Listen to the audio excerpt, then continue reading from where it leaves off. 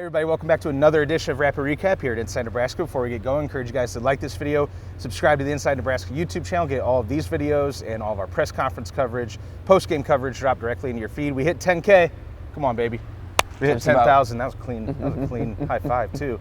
We're at 10,000 subscribers now, so appreciate everybody who's been following, being locked in, subscribing over the last 2 years. I started the YouTube channel from scratch on May 31st, 2022, and now 2.5 years later, 10K. It's a pretty cool accomplishment, which our digital producer, Jansen Coburn, behind the camera has been putting in so much of the legwork. We've all, as a staff, been putting in all that legwork over the last couple of years. It's just an awesome achievement that I didn't realize I was going to talk about so much for at the open of this video.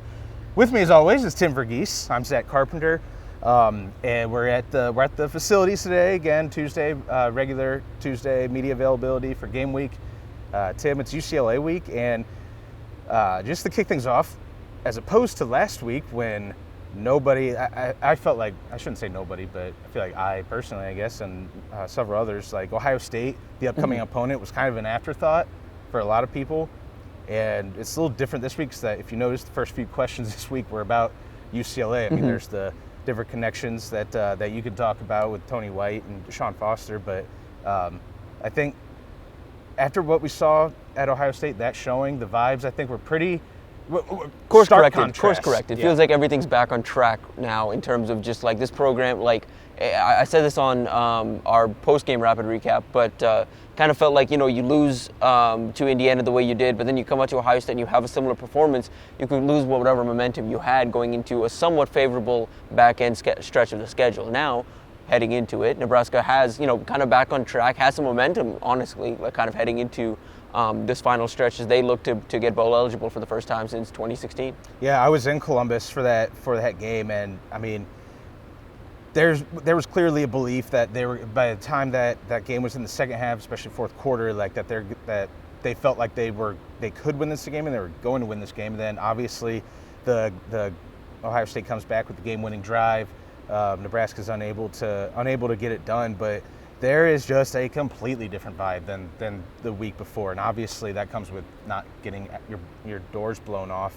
I don't know if you caught it. Maybe I misheard him. Ty Robinson today said something about like not overlooking. We know not to overlook anybody or look past an opponent. Like I think he was saying that they did that for the Indiana matchup. I don't know if you caught that. I don't know if that was overlooking Indiana. I think it was more so just, again, kind of going into this week. I think that's kind of just the message across the line. Like going into a UCLA team that, on paper, you look at that record and you're like, oh, we'll see what they get. But quietly, UCLA's played their best football going into the bye week. You look at that Rutgers game specifically and the performance they had offensively and defensively in that game. And again, they've made some shuffling on the O-line. They're coming out of a bye week, and for a first-year coaching staff, a bye week's super important, an opportunity to kind of sit down and figure out what you do well, what you don't, and reset going into the second half. I wouldn't be surprised if we see a motivated UCLA team on Saturday. Yeah, I mean, they put up 35 points against Rutgers, also allowed 32. But this is a middle of a stretch of 3 straight.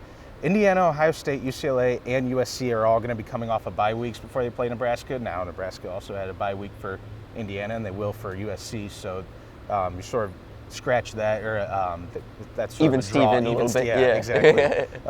But just because, and that's a point I wanted to touch on, is just because you went to Ohio State, lost by 4 to one of the best teams in the country, doesn't mean that you just get to walk back home and walk into your own building and you're just going to win by 3 touchdowns against UCLA and cruise. I think we've been talking about this for the last 2-3 years. Nebraska does not have the right to overlook anybody, whether it's North Dakota, an FCS team coming in, or Northern Iowa, another FCS team coming into your building. UTEP doesn't matter. UCLA doesn't matter. So, but the fact that the confidence, I think, is back a little bit, is maybe a little bit of a pressure valve release just internally. So I think we're seeing that.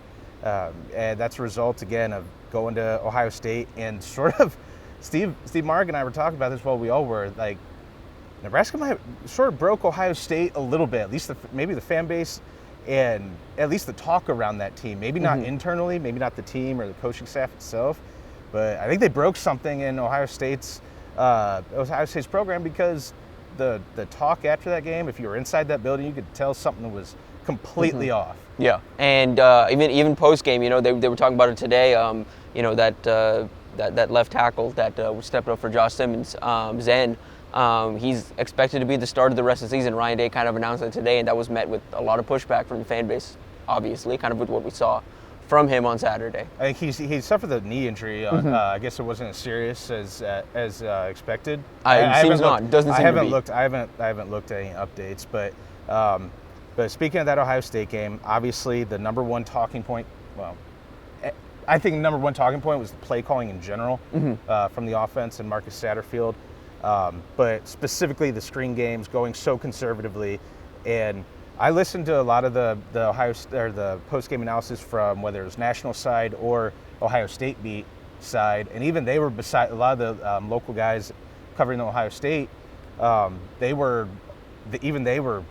perplexed at the conservative play calling, the constant screen pass calls. Like they were calling it bizarre play calling. They were just touching on it. They were just like Ohio State was allowing Nebraska to stay in that game and could have lost that game, but Nebraska decided to shoot itself in the foot with some bizarre play calling. And it's like, yeah, that's sort of the talk around here too, and that was the talk today from Marcus Satterfield. Didn't talk about it too much, but Dylan Raiola did when he stepped up to the mic and own some of the blame. He was backing up his OC. Yeah, kind of owned some of the blame and kind of said, at the end of the day, it is about execution. Obviously, coaches can't go out there and play, so it's on the players. And I mean, he's not wrong, just in the sense that there were definitely some opportunities. Raiola and the offense did leave on the field, but it's what you want to hear and see from your quarterback. But I mean, I don't think it changes the fact that Nebraska does have like a play calling issue right now. They have to figure out either figure out in the rest of the season, figure out a game plan that works, that is consistent. Because the main thing right now is there are play calls that work. I think the biggest issue is consistency and being able to build off plays. Yeah, players play, coaches coach, cheerleaders cheer, in the immortal words of one Dwayne Carter. But that is a point that he is showing the leadership of taking. But he always does that. Yes. We shouldn't take it for granted, like I just kind of did with my tone there. But I think he was taking leadership and accountability and taking some of the blame. But I think Dylan Raiola would prefer to uncork some of the downfield passing game, especially in that one, because Marcus Satterfield talked about the reason for calling some of the short passes in the screen game is because he wanted to get the ball out quick. I think he's talked about avoiding the pressure. If you're familiar with the Ohio State defense this year, one of the biggest talking points coming off of that Oregon game was the defense and the defensive effort, and the fact that defense, the defensive line in particular, is not getting pressure. Like they had to. There's names. There's 3 future defensive NFL players on that D line, but they haven't been the unit many would think, and it's because of the way they played. And again, you think about going into that game, Ohio State talked about coming out of the bye week, changing up what they're doing up front. And they did. They showed that a little bit, which is why I think early on Nebraska was just trying to feel out what they were getting from Ohio State's defense. So you understand the play calling somewhat, but again, the decisions to keep going back to the continue to do run pass, run pass, or run screen game pass for 1 or 2 yards or negative yardage, and then constantly putting yourself in 3rd and long situations is not a healthy way to play football. Yeah. You're not putting yourself in this is what we talked about in the bold predictions going into the Ohio State game is not putting your guys in an advantageous position, not putting your guys in a position to succeed, or the best position for success. Like that's sort of the buzz phrase, and it feels like they weren't doing that on offense against Ohio State when they keep continuing to call that, especially on the final drive when it's not working. Right.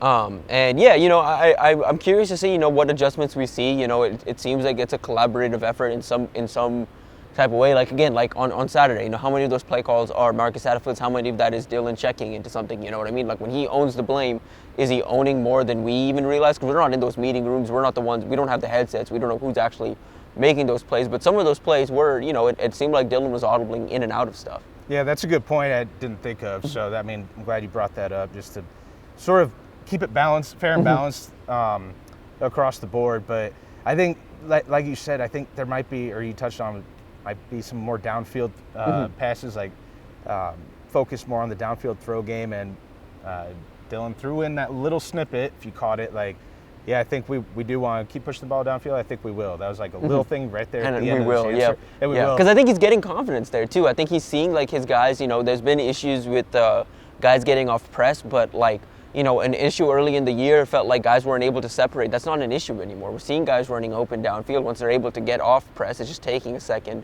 for that to happen. Obviously, perimeter blocking's been inconsistent. Wanted to touch on something, they mentioned it today, but, we're talking about downfield passing game. Does Malachi Coleman factor into that at all, kind of heading into these final few games? Because he has, 3 games left? Yep. He played 3 snaps against Rutgers on special teams, so that's 1 game. So you got 4 games left in the season, and he can play in 3 of the regular season games plus the bowl game. Mm-hmm. If and when Nebraska gets there, good Lord, if they don't. Mm-hmm. We'll be talking. Well, anyway. Yeah. You know what? We're not even going to go down that road. What are we doing? Yeah, he has 3 games left in the regular season that you can play. You got UCLA, USC, Wisconsin, and Iowa. So it's sort of like pick and choose your spots of whether or not he's going to get. You would think the home games. I don't know if they bring him on the travel roster just to figure out where to play him. But you would think the home games at least you see Malachi Coleman. Yeah, I mean maybe. Marcus Satterfield was asked about that today, and then he was asked specifically about Malachi and any other true freshmen that could get in these last 4 games for that redshirt rule, and he didn't mention anyone specifically, and because he was asked about Malachi specifically, he did talk about it, but very, very briefly. Where like, yeah, he's a good player. And he could do some things for us, which is the most standard answer that you're going to hear. The stereotypical coach speak, coach response. So we'll see on Malachi Coleman. Last thing before we get out of here, obviously Nebraska is looking to lock up a bowl game this week. They're 5-3 overall. Getting that 6th game sort of does get the monkey off their back. Ty Robinson, who's been here for this is his 5th year, 6th year. He talked about like the importance of getting that 6th game, but then you look at Dylan spoke shortly after him, and he's a freshman, first year here. And, I don't think he feels that same pressure in any way whatsoever. Like he was asked about the bowl drought, which is again the nation's longest in the FBS right now. It's been since 2016, and he said, yeah, someone was talking about that like after practice, and it just sort of hit me, or before practice, and it just sort of hit me, and it was almost like he didn't know that it had been that long. He obviously knows it's been that long, but like I don't think that's even. I don't think it registered the time. I also don't think that's a thought in his mind, because he's not coming here to be like, yeah, I want to get to a bowl game. Like, who the hell cares about getting to just a bowl game when you're him, when you're the 5-star quarterback who has all of these goals for his college career, who's won as much as he has in his background. Exactly. Yeah. A bowl game. Getting to a bowl game has not been something that's on his mind, because there's something bigger. And it's like if he was thinking about just a bowl game, I think that's sort of I don't want to say it, but it's that at a minimum would not be what you want from a guy like that. There's loftier goals. So I think he's like, oh, it's been that long? Didn't know. Yeah. But he did, obviously. I don't know. I'm ranting and rambling. So you take over, Tim. Say something smart to the people. Yeah, I mean, outside of that, I mean, like, the only other thing that I think that stuck out today, just like, yeah, I mean, I think everyone kind of realized, I didn't realize, I guess, how close Tony White and Deshaun Foster were. We're teammates at UCLA. There's that mutual respect there, just because former teammates. Obviously Tony White does care about his alma mater. Said he watches them or roots for them every week, except for the weeks they play. But he's faced them before, and you have to think, he's got a little edge. Obviously he interviewed for that job in the spring. I think there's going to be a little bit of an edge for Tony White and keep his guys on edge to be like, hey, let's make a statement to my alma mater. Yeah, and I think that's a good point all these connections. Like the college football world is a very close ecosystem, especially the college coaching world. Like I feel like college football coaches group chats have been a subject lately. I don't know if that's a thing that you noticed, like randomly this year. Yeah. I mean, I think it's like, because as a kid you watch and you do, and like, oh man, I wonder if these guys talk to each other. Then you grow up and obviously working in this, you get different access. But talking to these guys, and it's like, yeah, all the Big Ten coaches have a group chat. It's like, I wonder what goes on in there. Like, how active are they? But I'd love to get access to that. But FOIA. I'd probably not. Yeah, I was gonna say FOIA. Throw that FOIA request in there. Last thing. If you didn't know that Dylan Raiola had the scrambling ability in his bag, you weren't watching his game film from high school. That's it. He's got it. That's all I've got. That's all I got to say. Yeah. He's had that. He's had that in his game for a long time. Good, but going back to the Burleson days, like that was a thing that was more heavily featured in the Burleson days, where it was like, I remember when he was first popping up and he was at Burleson, it was like, hey, this is a baseball background, but plays football really like at a high level. But like you could see the baseball background, the way he was running around, the different arm angles, but like feels like he's getting back to that, because like the Buford year, and I did this at some point. This is a whole deep dive, but Dylan's evolution through high school is really fascinating to me because of the different high schools and the way he changed his game based on the talent around him. At Burleson, it was all him trying to maximize the team, and then at Buford, he's got KJ Bolden, a 5-star safety, also playing receiver. Jordan Allen, a 3-star Louisville commit at receiver. He got a bunch of D1 players around him where he could just kind of sit in that pocket and deliver downfield. Yeah, just sort of get the ball in the guy's hands. Right. Like, I think that was sort of the plan this year, and then that's what they want to try to get back to, utilizing guys like Thomas Fedoni, Isaiah Nair, Jamal Banks. Hey, they hit on a back shoulder throw. Yep. Was that to Banks or Nair? Yes, it was Banks. Banks, right? Yep. Last Saturday, but yeah, you're right. He's adapted, like I call him chameleon quarterback type of thing, but he's been able to. The scrambling ability has been showcased. I don't know if he was saving it for Ohio State, knowing that they're going to need absolutely everything from him and not just the downfield throw game. But you watch that run, like the press box view of it, because of where it was on the field, gave me a great view of him like running and creating these subtle angles to help his downfield blocking, because perimeter blocking, downfield blocking, especially the receiver group, has been such a difficulty.